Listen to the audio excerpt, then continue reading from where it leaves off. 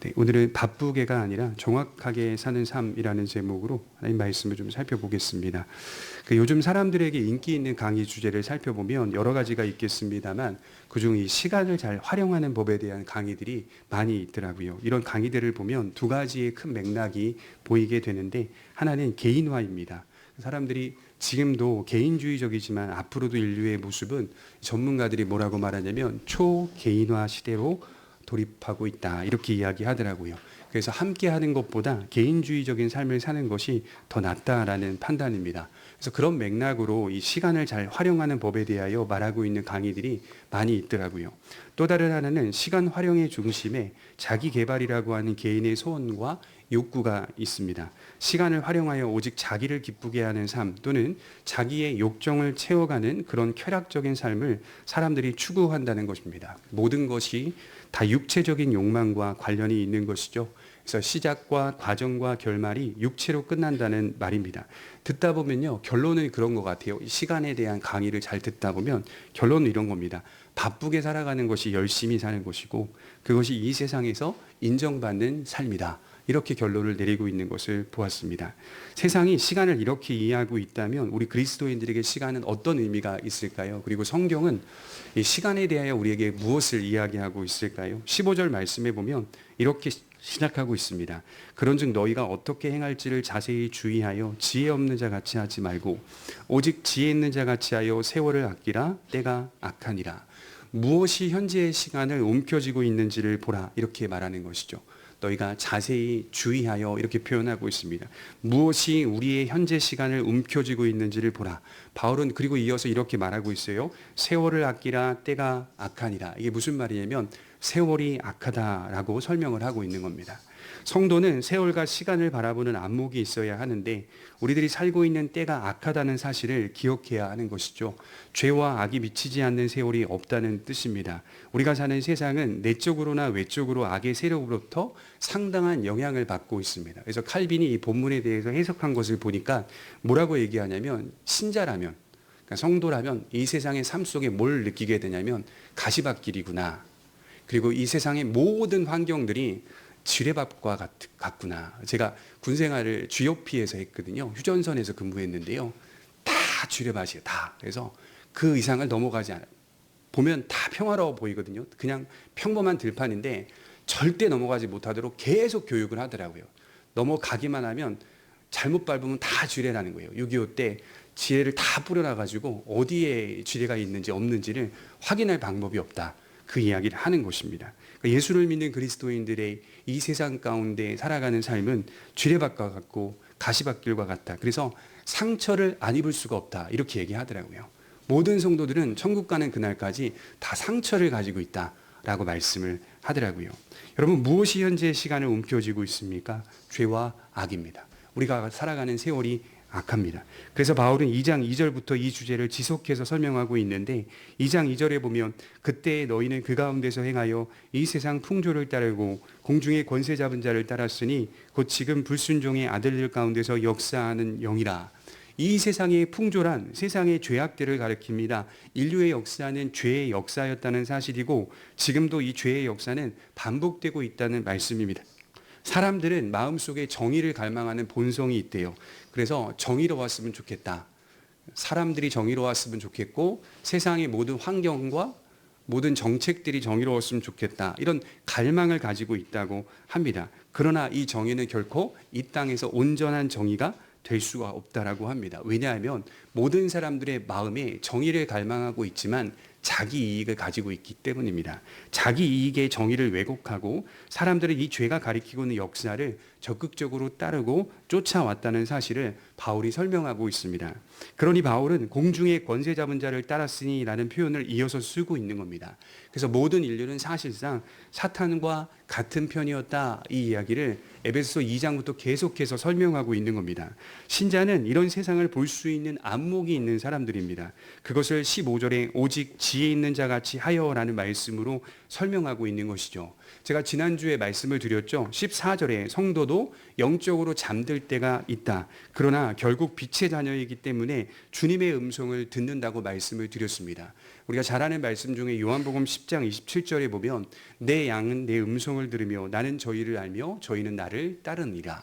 우리가 정말 그리스도를 나의 구주로 믿고 그리스도께서 우리의 목자라는 사실을 믿는 믿음의 사람이라면 반드시 주님의 음성을 듣습니다. 그리고 주님을 따라갑니다. 정신이 번쩍 듭니다. 그리고 자고 있어도 깨어납니다. 빛의 자녀이기 때문인 것이죠. 곤히 자고 있는 사람의 눈이 떠집니다. 이른 아침 창가로 들어오는 강렬한 빛 때문이죠. 빛이 비추자 잠을 자고 있는 사람의 눈이 자연스럽게 떠집니다. 어제 저녁 잘 때 무슨 생각했냐면 내일은 좀 더 깊게 자야겠구나. 늦게 일어나야겠구나. 이런 각오와 결단을 하고 잠이 들었는데 강렬한 빛이 들어오자 곤히 자고 있는 사람의 눈이 자연스럽게 떠지는 거죠. 그리고 아침이 밝았다는 사실을 인지하게 됩니다. 빛은요, 우리를 깨웁니다. 바울은 잠자는 자여 죽은 자들 가운데서 일어나라. 그리스도께서 너에게 비추이시리라. 이렇게 14절에 말씀을 하고 있습니다. 일어나야 할 신자의 책임과 우리를 깨어나게 만드는 동력인 그리스도의 빛 두 가지를 함께 강조하고 있는 겁니다. 굳이 전후관계, 선후관계를 따지자면 깨우시는 주님의 빛이 있기 때문에 신자는 죽은 자들 가운데서 일어난다라는 말씀을 하고 있는 것이죠. 그 빛을 다르게 표현해 본다면 오늘 본문에서는 지혜라고 말하고 있습니다. 그래서 믿음이라고 하는 것은 구원이요, 또 구원의 길이요 이렇게 말할 수도 있겠지만 믿음을 다르게 표현하냐면 지혜라고 말할 수도 있습니다. 그래서 지혜라고 하는 것은 예수가 곧 신자에게 지혜이며 그리고 우리가 예수를 선택하며 그 길을 따르고 있다는 것 자체가 지혜로운 길이다. 지혜로운 삶이다라고 하는 사실을 성경이 말씀하고 있는 것이죠. 우리 모두가 무능한 하나님을 믿는 것이 아니라 전능하신 하나님, 유일하신 하나님을 믿고 있기 때문에 이 믿음을 가지고 산다는 것은 은혜이지만 믿음을 가진다는 것은 믿음의 길을 걷는다는 실천적인 의미가 있기에 나의 선택이 지혜로운 선택이라는 사실을 확인하게 된다는 것이죠. 특히 신자에게 어떤 마음이 있습니까? 종말에 대한 관점이 있습니다. 인류의 역사가 하나님의 목적에 따라 시작이 되었고 보존이 있으며 결말이 있을 것을 믿습니다. 좁혀보면 나라고 하는 존재도 역시 내 인생 가운데 시작이 있고 탄생이 있고 보존이 있으며 결말이 있다는 종말론적인 관점을 믿음으로 확인하며 살기 때문에 우리는 그것이 가장 지혜로운 길이라고 고백하게 되는 것이죠. 그래서 서두의 세상 사람들도 세월, 시간이라고 하는 주제를 매우 중요하게 이야기하지만 그것은 결국 모든 세월이 자기에게 맞추어져 있고 이 땅의 삶이 전부라고 하는 사실로만 귀결되고 있기 때문에 그들이 말하는 시간의 소중함은 결국 바울식대로 표현해 보자면 2장 3절의 육체의 욕심을 따라 사는 삶 그 이상도 그 이하도 아닙니다. 그러나 신자에게 세월과 시간이라는 의미는 열심히 사는 것, 바쁘게 사는 것보다 더 큰 의미가 있는데 우리의 세월은 정확히 사는 것에 초점이 있습니다.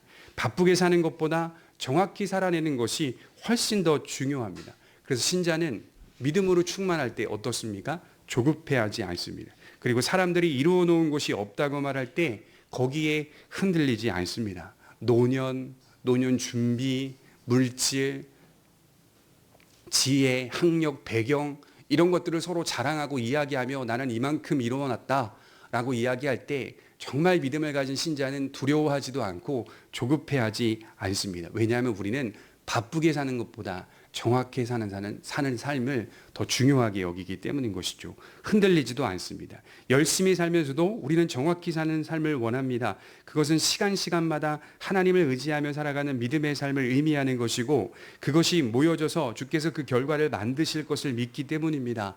그래서 우리 자신이 우리 인생을 이루는 것이 아니라 이루시는 하나님을 매일 믿으며 신뢰하는 것에 목적을 두고 있다는 것이죠. 그래서 우리는 우리가 우리 인생을 이룬다는 생각을 아예 내려놓습니다. 로마서 8장 28절에 보면 우리가 잘 아는 말씀처럼 우리가 알거니와 하나님을 사랑하는 자 곧 그의 뜻대로 부르심을 입은 자들에게는 모든 것이 합력하여 선을 이루느니라. 이게 기독교입니다. 하나님이 모든 것을 합력하여 선을 이루실 것을 믿으며 그 자리에서 하나님을 바라보며 사는 것이 정확하게 살아가는 삶입니다. 세월을 정확하게 산다는 말은 또 어떤 의미가 있을까요? 세월을 아끼라 때가 악하니라 여기에 답이 있어요. 제가 원문에 보니까 헬라어에 보니까 세월을 아끼라는 단어가 시간을 벌다, 시간을 사다라는 의미를 가지고 있더라고요. 다시 말해서 시간을 기회로 보고 있습니다. 성도는 시간을 기회로 여깁니다. 그리고 매 순간 자신에게 주어진 시간을 벌고 삽니다. 본래 세월은 머물지 않고 계속 흘러가고 있기 때문에 지금의 시간을 신앙으로 벌고 산다는 말입니다. 시간을 믿음으로 사고 회개로 사고 기도로 사고 결단으로 삽니다. 칼빈은 이것을 하나님을 가장 큰 인도자로 모시는 참 지혜라고 정의하였습니다. 여러분, 우리의 시간은요, 우리의 것이 아니라 우리를 인도하시는 하나님의 것임을 인정하고 하나님의 뜻대로 살아가는 데 초점을 맞춰야 합니다. 그래서요, 바울이 계속 반복하는 게 뭐냐면 10절에 주를 기쁘시게 할 것이 무엇인지 시험하여 보라 라는 말씀. 그리고 오늘 본문도 17절에 보시면 오직 주의 뜻이 무엇인가 이해하라 라고 말씀을 하고 있어요. 이해하라. 우리 삶 전체는 하나님의 뜻에 대한 이해로 성장해가는 삶이다. 이해는 무슨 뜻입니까? 지속적인 태도와 끊임없는 과제라는 뜻이에요. 오늘 내가 이해했다고 다 끝나는 게 아니에요. 계속적으로 그리스도 안에서 산다는 것에 대한 이해가 우리의 삶 가운데 지속적이어야 된다. 이건 우리에게 끊임없이 주어지는 과제다라고 하는 사실을 설명하고 있는 것이죠. 구약의 다니엘서를 보면요, 이 시간을 산다, 시간을 기회로 여긴다는 말의 의미를 생각해 볼 수 있는 하나의 이야기가 나옵니다. 느부갓네살 왕이 꿈을 꾸는데 너무 희한한 꿈을 꿔서 그런지 당시 나라에 존재하고 있던 갈대아 술사들을 다 불러요. 그리고 그 술사들 안에 다니엘과 세 친구들이 소속되어 있었습니다. 왕은 자신이 꾼 꿈을 말해주지도 않고 술사들에게 뭐라고 말하냐면, 너희가 이 땅에서 능력이 있다고 하니 내가 꾼 꿈을 말하고 그 꿈에 대한 해석도 말하라. 만일 누구든지 말한다면 큰 상이 있을 것이고 말하지 못한다면 다 죽이리라 라고 명령을 합니다. 그러자 그 어떤 술사도 대답하지 못합니다. 이제 바벨론 왕궁에 있던 술사들은 모조리 죽임을 당해야 하는 그런 위기의 상황이었어요. 이때 다니엘이 이 소식을 듣게 되었고 자신을 죽이러 온 근위대장 아리옥 장군에게 제안을 합니다. 장군님, 왕의 명령이 너무 급하니 제가 들어가서 왕에게 말할 수 있는 기회를 주십시오. 장군의 은혜를 얻어서요, 왕을 만나게 됩니다. 그리고 다니엘이 왕에게 말하기를 시간을 주시면, 이렇게 말을 해요. 저에게 시간을 주시면 그 해석을 알려드리리이다 라고 말하면서 허락을 받습니다. 다니엘서 2장 16절에 보니까 다니엘이 들어가서 왕께 구하기를 시간을 주시면 왕에게 그 해석을 알려드리리이다 하니라. 이것이 바로 오늘 바울이 이야기하고 있는 세월을 아끼라는 말씀의 의미입니다. 지금 다니엘은 왕에게 시간을 벌고 있어요.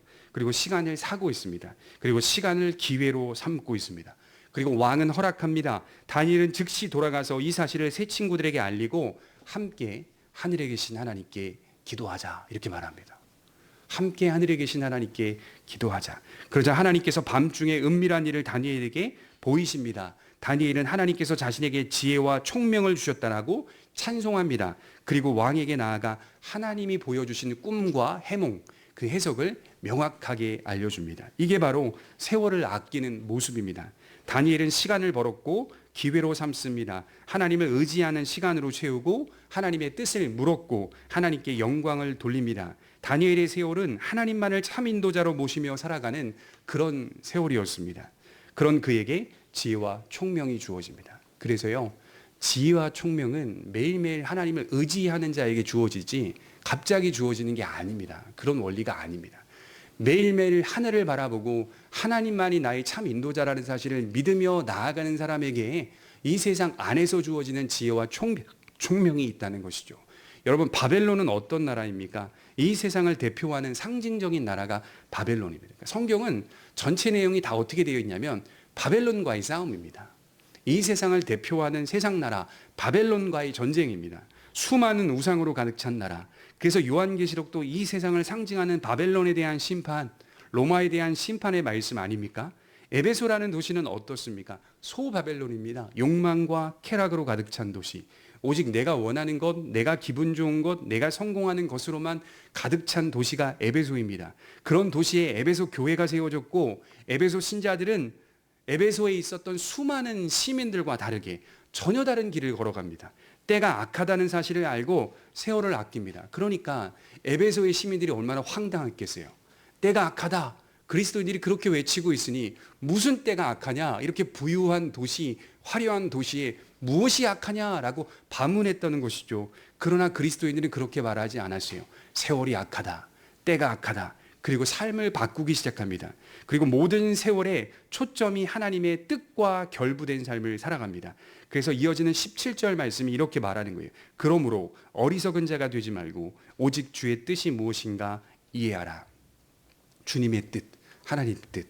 많은 사람들이요, 성경에 기록된 하나님의 뜻이라고 하는 주제를 매우 신비하고 특별한 의미로만 생각합니다. 예를 들어서 어느 직업을 선택해야 하는지, 그리고 어디로 이사해야 하는지, 어떤 배우자를 만나야 하는지, 이런 수준 정도로만 하나님의 뜻을 따른다라고 이해합니다. 그런데 성경을 읽어보시면 방금 말씀드린 질문들을 포함하고 있기는 하지만 그것이 강조점이 아닙니다.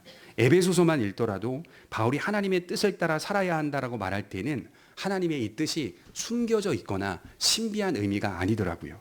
지나온 말씀이 말해주고 있듯이 4장 25절에 보시면 거짓을 버리고 분을 품지 말고 더러운 말을 하지 말며 음행과 탐심을 버리라. 서로 그리스도의 사랑 가운데서 행하라. 이것이 하나님의 뜻입니다. 그래서 여러분, 하나님의 뜻은요, 신비한 의미가 아니더라고요. 성경 읽어보시면 죄다 하나님의 뜻입니다. 나타난 모든 내용들이 다 하나님의 뜻입니다. 하나님의 뜻을 모르겠어 이렇게 말하지 마세요. 순종하지 않는 것에 있는 겁니다. 난 하나님의 뜻을 모르겠어 이게 아니라 우리가 순종하지 않는 것, 드러난 뜻에 대하여 순종하지 않는 것이 문제라고 하는 것이죠. 이미 알려주신 말씀에 순종하는 것이 하나님의 뜻이고 그 뜻은 믿음의 내용의 충만과 성품의 변화를 가리키고 있습니다. 그래서 신앙이라고 하는 것은 평범한 일상이다. 평범한 하루하루를 어떻게 특별하게 채워가는가에 대한 이야기입니다. 그래서요, 기독교는 영웅을 만드는 게 아닙니다. 기독교 진리는 절대로 영웅 만들지 않아요. 영웅적인 이야기가 아니라 어린아이와 같은 믿음으로 일상을 채워가는 이야기라는 뜻이죠. 여러분, 구분해서 한번 생각해 볼게요. 어린아이와 같은 믿음은 긍정적인 믿음입니다. 어린아이의 믿음은 부정적인 믿음입니다. 예수님이 어린아이와 같은 믿음이 천국에 들어간다라고 말씀하실 때는 어린아이가 부모를 전적으로 신뢰하는 믿음에 대한 성격을 강조한 것이니 이것은 분명히 긍정적인 겁니다. 그러나 바울이 어린아이의 믿음이 돼서는 안 된다고 말할 때는 조건에 따라 쉽게 흔들리고 미혹받는 믿음을 이야기하는 것이니 그것은 부정적인 믿음이 되는 것입니다. 에베소서 4장 14절을 한번 찾아볼까요? 뒷장에 에베소서 4장 14절입니다. 우리 같이 읽겠습니다. 시작. 이는 우리가 이제부터 어린아이가 되지 아니하여 사람의 속임수와 간사한 유혹에 빠져 온갖 교훈의 풍조에 밀려 요동하지 않게 하려 함이라. 신자가 이 악한 세상 속에서 결코 어린아이가 돼서는 안 된다라고 말씀을 하는 내용이죠. 수많은 속임수와 간사한 유혹이 우리를 기다리고 있습니다. 또한 온갖 교훈들, 철학, 이념, 사상이 난무합니다. 그래서 우리는 하나님의 뜻에 신앙의 초점을 맞추어 가는 것이죠. 특별히 바울이 이야기하는 하나님의 뜻대로 사는 신자의 태도는 현재를 영혼을 위해 살아갑니다. 현재의 시간을 영혼을 위해 살아갑니다. 신자의 모든 현재적 삶은 영원한 미래의 시간과 맞닿아 있습니다. 미래를 위하여 오늘의 시간을 기회로 여기고 그 시간을 벌고 삽니다. 그러나 세상 사람들의 방식에는 뭐가 없죠? 장래가 없습니다. 미래가 없습니다. 있다고요? 아닙니다. 그들이 말하는 모든 미래와 장래는 다 이 땅의 일들입니다. 신자가 말하는 미래와 장래의 일들은 영원한 일들입니다. 영원한 나라에 관한 일들입니다. 장래를 준비할 필요가 없고 미래를 준비할 이유도 못 느낍니다. 그러나 성도는 매일매일 장래를 준비합니다. 이것이 극명하게 갈리는 부분이죠. 솔로몬은 전도서 3장 11절에 보면 하나님께서 영혼을 사모하는 마음을 사람들에게 주셨다. 성도는 영혼을 사모하는 마음으로 오늘을 살고 있어요. 영원한 나라, 그 나라. 여러분 환영하십니까? 저는 매일매일 환영이 되고 세월이 갈수록 더 이게 깊어져요. 하나님의 나라, 이 땅의 나라 말고요. 하나님의 나라에 대한 기다림과 환영이 제 안에 항상 있습니다. 그 나라를 향한 갈급함과 갈망도 있습니다. 예수님의 재림을 통하여서 하나님의 뜻이 이 땅 가운데 온전히 드러나기를 간절히 기도하고 소망하기도 합니다. 그 마음이 우리 모두에게 존재하고 있어야 돼요. 세상 사람들은 장래를 준비할 필요가 없다는 것이죠. 예수님이 말씀하셨습니다. 누가복음 6장 21절에 지금 줄인 자는 복이 있나니 너희가 배부를 것이며 지금 우는 자는 복이 있나니 너희가 웃을 것이며. 다 무슨 뜻이죠? 믿음으로 인하여 지금 너희가 줄이고 있다면 사실상 복이 있다. 믿음 때문에 줄이고 있다면 복이 있는 거다. 너희가 나중에는 배부를 것이기 때문에. 이렇게 말하는 거예요. 지금 너희가 울고 있다면, 믿음 때문에 울고 있다면 그것도 복이 있다. 너희가 나중에 웃을 것이기 때문에. 오늘 현재의 시간이 미래를 이렇게 준비하고 있다라고 하는 사실을 말씀하고 있습니다. 신앙의 황금률이 있습니다. 저는 이거 확신해요. 현재 시간에 심은 대로 보상해 주는 것. 갈라디아서 6장 8절에 보면 자기의 육체를 위하여 심는 자는 육체로부터 썩어진 것을 거두고 성령을 위하여 심는 자는 성령으로부터 영생을 거두리라. 심판받을 준비를 언제 하라고 말합니까? 구원받을 준비를 언제 하라고 말합니까? 현재 해야 한다라고 말씀하는 거예요. 제가 제 친구들, 안 믿는 친구들, 동창들 아무리 그렇게 전도하고 너 예수 믿어야 된다. 동창회 잘 가지도 않지만 동창회 열리면 그 술집 가가지고 술 안 먹으면서 예수님 이야기하고 교회 다녀야 된다.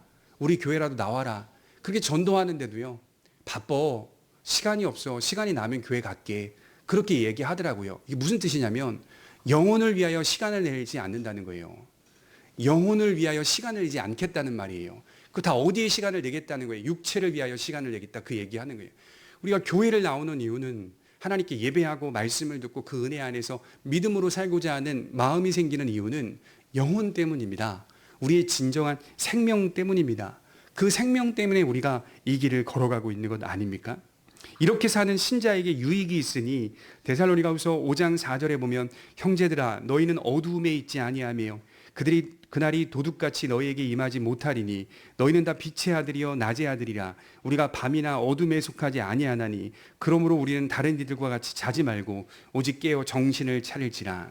위로가 되죠. 예수님의 날이 우리에게는 도둑같이 임하지 못한다라고 바울이 말하고 있어요. 이것이 유익이고 영원한 위로입니다. 미리 알고 있어서 현재를 그렇게 살아왔다. 그 얘기를 하는 거예요. 우린 미리 믿고 있었고 미리 알고 있었기 때문에 부족하지만 현재를 그렇게 살아와서 그날이 우리에게는 도둑같이 임하지 못한다라고 말을 하고 있습니다.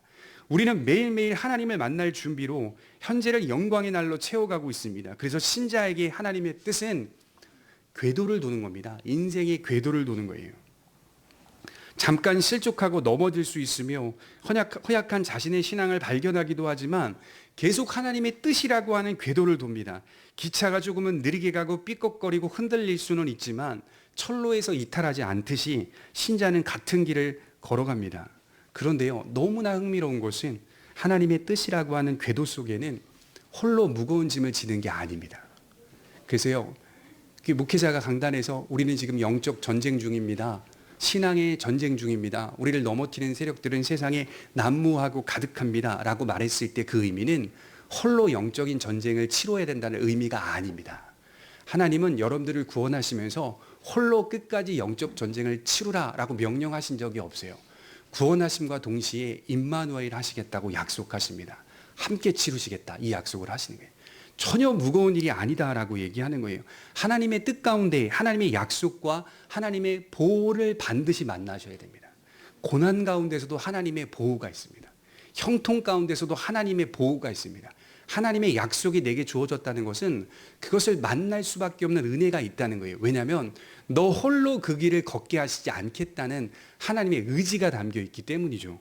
재밌죠. 독특하죠. 마태복음 11장 28절에 보면 독특한 말씀이 나옵니다. 수고하고 무거운 짐진 자들아 다 내게로 오라. 내가 너희를 쉬게 하리라. 나는 마음이 온유하고 겸손하니 나의 멍에를 메고 내게 배우라. 그리하면 너희 마음이 쉼을 얻으리니 이는 내 멍에는 쉽고 내 짐은 가벼움이라. 자, 보십시오. 주님께 나와 죄의 짐을 벗어버렸단 말이에요. 죄의 멍에를 벗어버렸단 말이에요. 이게 홀가분해졌다. 이렇게 홀가분해지지 않는다는 거예요. 우리 믿음의 사람들 이런 식으로 홀가분해지는 것이 아니라 죄의 짐을 벗고 죄의 멍에를 벗으면 주님이 다른 멍에를 씌우십니다. 그리고 다른 짐을 또 지우십니다. 그 짐을 통하여 홀가분함을 느끼는 거예요. 그 안에서 자유함을 느끼게 되는 거예요. 죄의 짐을 벗고 의의 짐을 지는데 마음에 쉼이 있고 의의 짐이 지키기 어려울 정도로 무겁고 부담스러운 것이 아니라 내 멍에는 쉽고 내 짐은 가벼움이다라고 말씀하고 있다는 거예요. 무슨 뜻이죠? 먼저 걸어가신 예수 그리스도의 중보 사역의 효과와 함께하고 있는 신자가 보인다는 말입니다. 하나님의 영원하신 발이 우리를 지탱해 주신다. 이 약속을 하고 있는 겁니다. 우리 찬송가 430장 아시죠? 이번 주에 이제 430장 찬송을 제가 혼자서 홀로 있을 때 여러 번 불렀는데요. 이게 무슨 제목이냐면 주와 같이 길 가는 것 즐거운 일이 아닌가. 얼마나 은혜가 됩니까?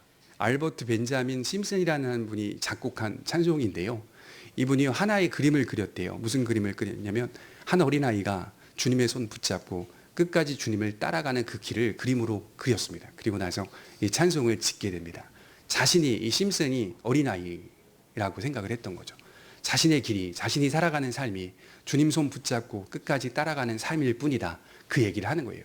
주님과 같이 길 가는 거는요, 고통스러운 일이 아니요, 즐거운 일 아닌가 이렇게 말하고 있습니다. 그러니까 원제에 보니까 스위트라는 단어가 나옵니다. 달콤하다. 주님의 손 붙잡고 주님과 같이 가는 그 길이 달콤하다. 그 얘기를 하고 있는 걸 보니 믿는 사람만이 이해할 수 있는 그 영역입니다. 그래서 이어지는 말씀이 성령의 도움과 충만으로 이어집니다. 우리 18절에 보시면 술 취하지 말라 이는 방탕한 것이니 오직 성령으로 충만함을 받으라. 저는요 예전에 이 말씀이 단기적인 의미였어요. 그런 이미지였어요. 성령이 충만히 현재 시간 가운데 어떤 일을 함에 있어서 극복하는 순간적인 열정, 순간적인 기술로 이 말씀을 이해했습니다. 그런데 이 말씀을 다시 보니까 이게 장기적인 말씀이더라고요. 조금 더 의미를 살펴보면 이런 뜻입니다. 성령을 따라, 성령 안에, 성령에 의해라는 말씀입니다. 성도는 날마다 성령께 도움을 구하여 인도를 받아야 한다는 사실이죠. 지난달에 전화 한 통이 왔어요.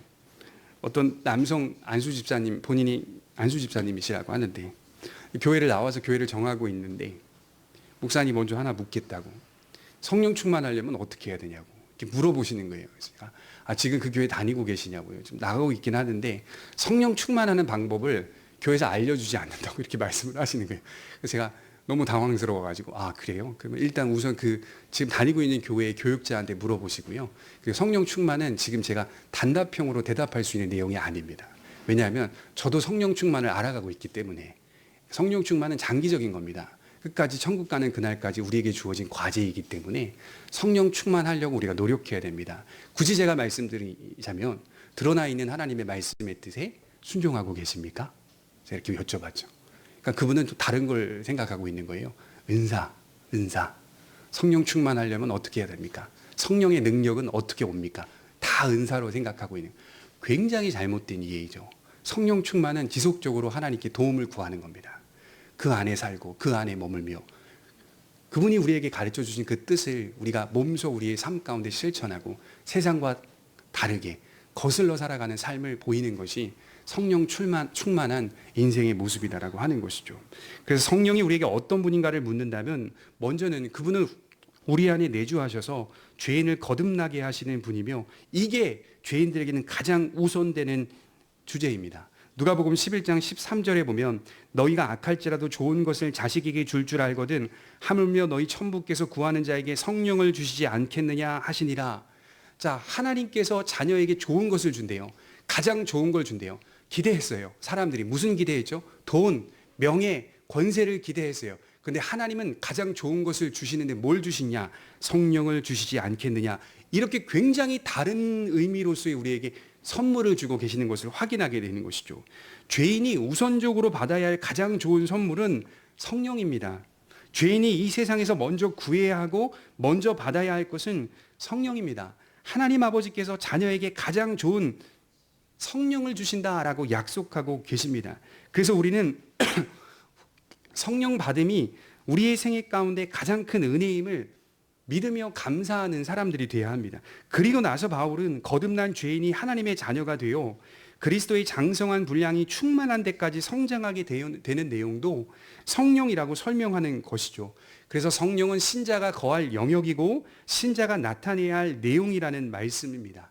자세히 보시면 오직 성령으로 충만하게 살아라 혹은 행동하라로 말하지 않고요. 충만을 받으라, 충만하게 되라로 말씀이 기록되어 있습니다.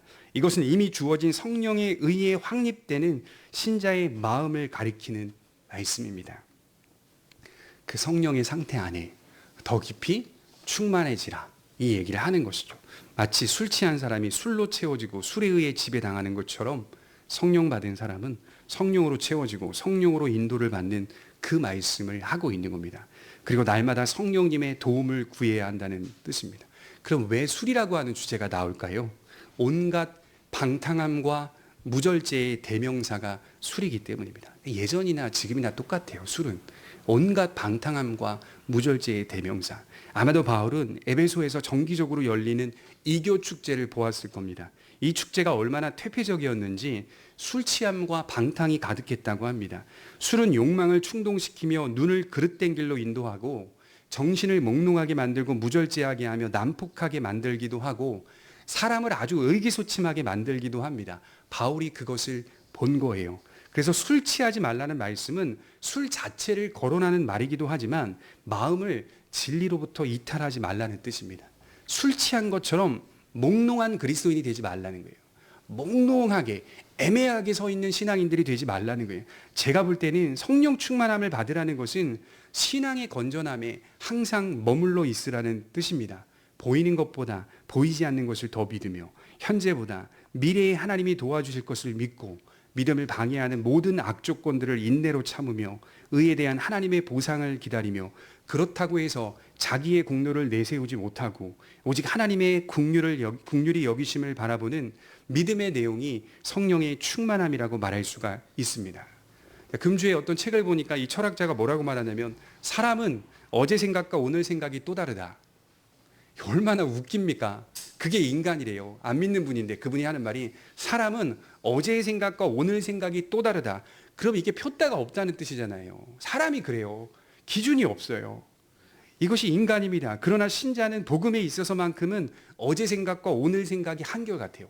그래서 우리가 인정해야 돼요. 우리는 그렇지만 우리 자신은 그런 존재이지만 우리가 믿는 예수라는 복음에 있어서는 한결같습니다. 어제나 오늘이나 같습니다. 그리스도의 십자가를 믿습니다. 믿음의 출발에 있어서도 십자가요. 믿음이 장성한 뒤에도 십자가요. 하나님을 영화롭게 하기 위하여 온갖 불신앙의 세력들 앞에서 신앙을 투쟁하고 있는 자신을 발견함에도 그가 고백하는 건 뭐냐면 십자가입니다. 내가 그렇게 투쟁하고 있는데도 자기의 공로를 내세우지 못하고 십자가를 믿습니다. 순교를 하는데도 주님의 중보 사역을 믿습니다. 주의 십자가와 긍휼을 바라봅니다. 여러분 순교자 정도면 내세울 수 있지 않겠습니까? 그런데도 언제든지 자신을 죄인으로 알고 그리스도의 보혈을 믿는 것으로 일관하고 있더라고요. 교회의 역사, 교회사를 보면 순교했던 사람들의 고백들을 다 들여다보면 적어도 자기를 자랑할 만한 일말의 조금의 여지가 있지 않나 그런 생각을 하고 다 살펴봐도 다 한결같이 뭐라고 말하냐면 주님의 긍휼이 앞서고 있더라고요. 십자가를 믿고 있더라고요. 사도행전 7장 59절에 보면 스데반은 순교를 당하면서 뭐라고 말하냐면 자신의 영혼을 받아달라고 주님의 긍휼을 구하고 있습니다. 읽었던 책들 중에 믿음 안에서 성령으로 충만한 삶을 살았던 선배 신앙인들의 공통점이 있었는데 그들의 마지막은 한결같았다. 주님의 긍휼을 구하고 있었습니다. 그래서 시편 106편 1절에 보면 할렐루야 여호와께 감사하라. 그는 선하시며 그의 인자하심은 영원하미로다. 이 고백이 시편에 무한 반복으로 나옵니다. 이렇게 치열한 믿음으로 살았음에도 그들은 하나같이 하나님의 인자하심을 앞세웁니다.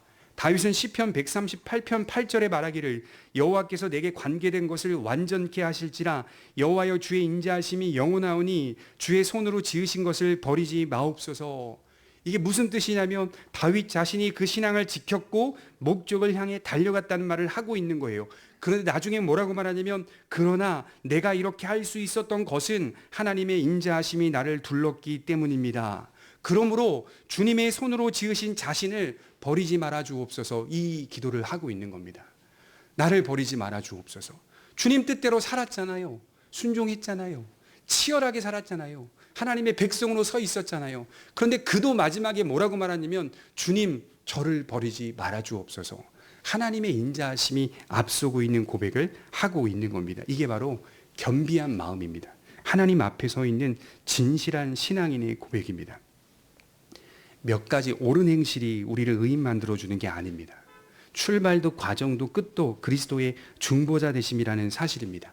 아무리 도덕과 윤리가 완전하더라도 하나님의 인자보다 높지 않으며 그리스도의 중보 사역보다 앞서지 않습니다.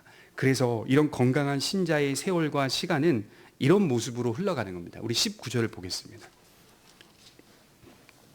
5장 19절 20절 읽어드리겠습니다. 시와 찬송과 신령한 노래들로 서로 화답하며 너희의 마음으로 주께 노래하며 찬송하며 범사의 우리 주 예수 그리스도의 이름으로 항상 아버지 하나님께 감사하며, 세 가지가 보이죠. 주님께 찬송하는 삶을 살고, 두 번째 그리스도의 이름으로 범사에 감사하며, 세 번째 서로 화답하는 공동체로 서 있다. 화답이라는 말은 표현한다라는 뜻입니다. 표현. 서로가 서로에게 표현합니다. 사랑을 표현한다 그런 얘기를 하는 게 아니라요. 그리스도의 중보를 표현합니다. 감사도 감사합니다 이 얘기를 하는 게 아니라 범사에 그리스도께서 우리에게 자신을 내어주신 사건에 대하여 감사한다. 그 고백을 하는 겁니다. 찬송하는 것도 시와 찬송, 신령한 노래를 부르는 것도 그리스도의 구원자 되심 앞에 찬송하는 삶을 살아갑니다. 이것이 건강한 신자에게 나오는 열매요 특징이라는 사실입니다. 그 중심에 무엇이 있습니까? 예수 그리스도의 중보가 있습니다. 과거에 받은 은혜와 현재에 받는 은혜, 미래에 받을 은혜, 이 모든 것들이 예수 안에 담겨 있다는 사실을 매일매일 확인합니다. 그러니까 저와 여러분들은 예수님 빼고는 말할 것이 하나도 없는 인생을 살아야 하는 겁니다. 여러분 C.S. 루이스 아시죠? 아는 분들은 아실 겁니다. C.S. 루이스라는 분이 순전한 기독교라고 하는 스크루테이프의 편지, 죄와 벌, 이런 아주 귀한 책들도 많이 썼지만 아주 훌륭하신 분이 복음의 변증가, 문학자라, 신학자라고 표현하기도 하고 대단하신 분입니다. 근데 이분이 예수님을 만났을 때의 나이가 55입니다. 그런데요, 순전한 기독교, 그 다음에 스크루테이프 편지 이런 것들이 55살 이전에 다 썼습니다. 이분이 쓴 모든 책들은 55살 이전에 다 쓴 책이에요. 근데 이분이 예수를 만난 건 55살에 만났어요. 너무 독특하죠. 그 책을 그렇게 잘 썼는데도 불구하고 복음을 만난 건 55살이었어요. 근데 복음을 어떻게 만났냐? 칭의로 만났습니다. 칭의. 여전히 지워지지 않는 자기 인생의 죄책이 있었답니다. 죄책. 이거는 누구도 벗겨내지 못하는 죄책. 자기는 인간만이 죄책을 벗을 수 있다라고 생각하며 살아왔다는 거예요.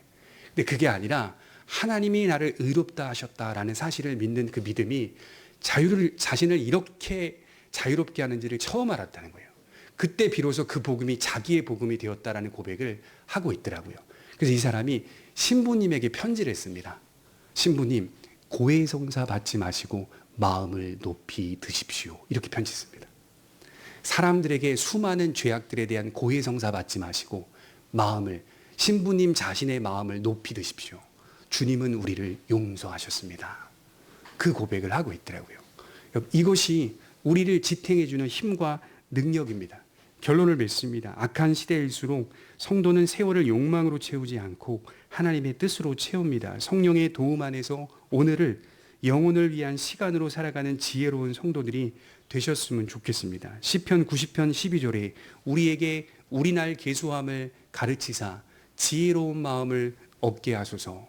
이 고백이 저와 여러분들의 인생의 고백이 되었으면 좋겠어요. 우리에게 우리의 날을 계수하사 지혜로운 마음을 얻게 하소서.